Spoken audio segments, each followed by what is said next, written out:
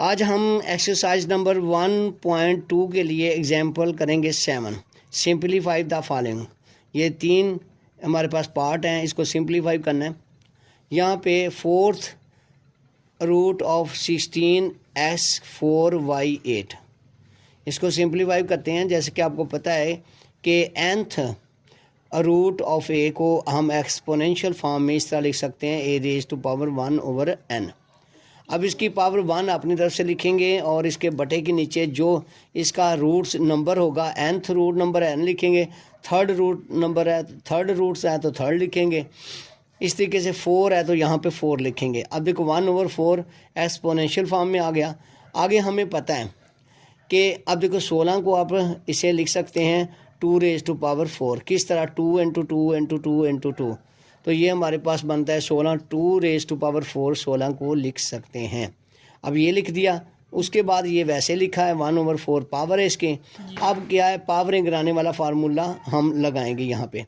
a × b हो, इसकी n हो, सब की पावर n हो, तो ये n a पे भी गिरेगा, यानी n जो है a की भी पावर बनेगा और यहीं n b की पावर बनेगा। ये मल्टीप्लिकेशन में भी होता है और डिवीज़न में भी होता है, लेकिन याद रखिएगा कि प्लस माइनस में ये असूल नहीं लागू होता। अब क्या करेंगे, हर एक के ऊपर पावर 1/4 गिराते जाएंगे। ये देखिए तीनों पर 1/4 पावर गिरा दी। अब यहाँ पे 4 × 4 4 पे डिवाइड हो जाएगा, 2 हमारे पास 1 बच जाएगी, यानी 1 लिखा नहीं जाएगा। इस तरीके से ये भी 4 के साथ कैंसिल हो जाएगा और यहाँ पे हमारे पास क्या आ जाएगा, 1।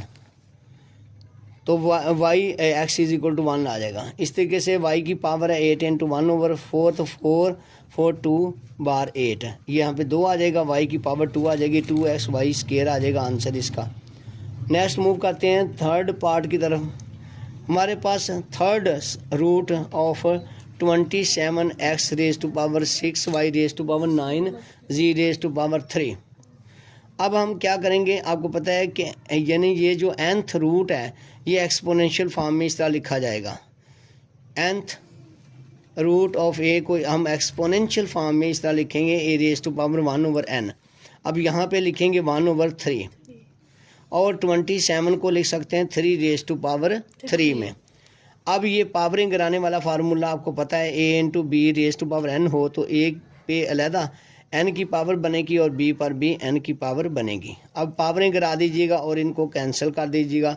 यहाँ पे 3 आ जाएगा, 3 कैंसिल हो जाएगा, फिर 3 2 बार 6 होता है, यहाँ पे 2 आ जाएगा, x⁻2 आ जाएगा, y⁻3 आ जाएगा, 3 × 3 9 होता है। तो यहाँ पे काट कर 9 काट कर यहाँ पे आप 3 लिखेंगे तो y⁻3 हो गया और ये 3 के साथ कैंसिल हो जाएगा और यहाँ पे आ जाएगा z। आगे पार्ट नंबर 3 की तरफ है 64⁻⁻4/3। अब 64 को हमने कन्वर्ट करना होता है एक्सपोनेंशियल फॉर्म में, यानी उसकी पावर हमारे पास 3 आ जाए ताकि ये 3 इसके साथ कट सके। तो वो होता है 4 × 4 × 4 4⁻3। तो 64 को लिख सकते हैं 4⁻3। तो यहाँ पे हमने 4⁻3 लिखा और पावर उसी तरह रहने दी। अब यानी पावर टू पावर, यानी अगर किसी टर्म्स की पावर m है और उसकी सारे की पावर n है तो पावर के साथ मल्टीप्लाई हो जाती है। तो ये मल्टीप्लाई करेंगे तो 3 कैंसिल हो जाएगा, 4⁻4 आ जाएगी और 4 की पावर माइनस है और माइनस नहीं रहने देते। अगर बटे के ऊपर हो तो नीचे ले जाते हैं, नीचे हो तो ऊपर ले जाते हैं। तो 1/4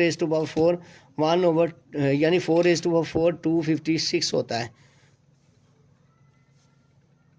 अब एग्जाम्पल नंबर 8 करते हैं, रैशनलाइज द डिनोमिनेटर ऑफ।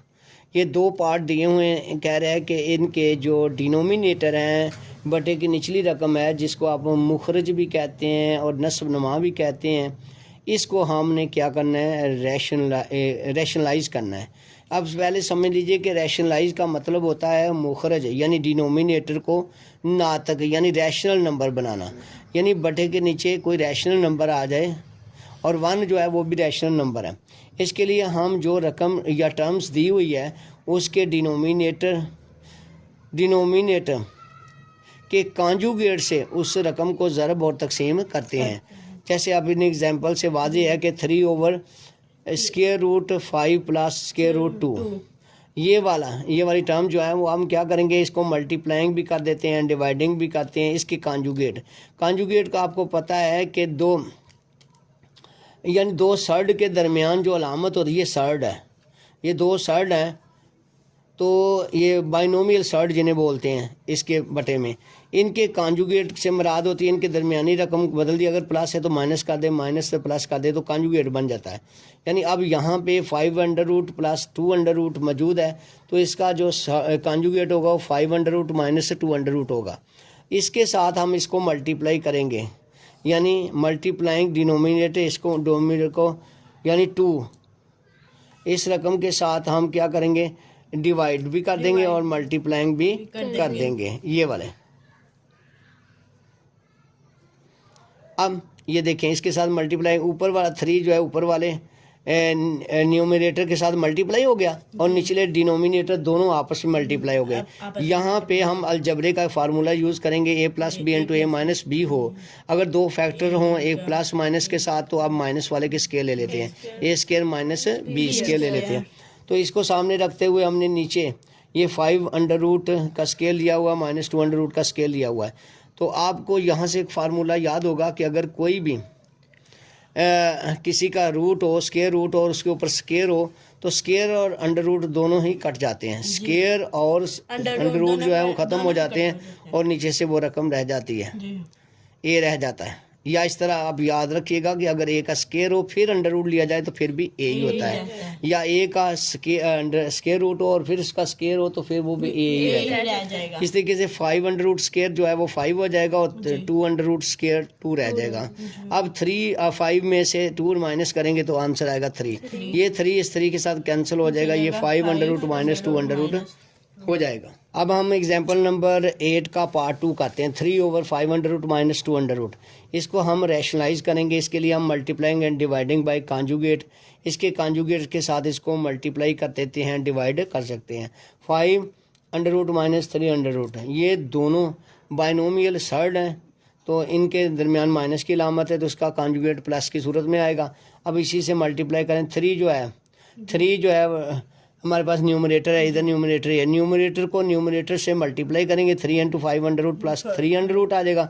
और नीचे जो है ये वाला यानी डिनोमिनेटर, ये डिनोमिनेटर आपस में मल्टीप्लाई हो जाएंगे ब्रैकेट की फॉर्म में। तो उसके बाद हमारे पास छोटा सा अलजबरे का फार्मूला है, plus B into A minus B, A square minus B square. यही फॉर्म जो है ये गौर से देखें तो ये बन रही है, ठीक है। आप माइनस वाले के स्केल लेंगे, 5 अंडर रूट का स्केल लेंगे यहाँ पे, तो आगे 3 अंडर रूट का स्केयर ले लेंगे। आपको पता है फिर कि अगर ए का स्केयर रूट हो और उसके ऊपर स्केयर मौजूद हो तो ये ए के बराबर होता है। यहाँ पे आ जाएगा 5 और यहाँ पे 3, 5 में से 3 निकालेंगे 2 आ जाएगा, तो ऊपर 3 मौजूद है, 3/2 into 5 under root plus 3 under root, इसका आंसर आ जाएगा।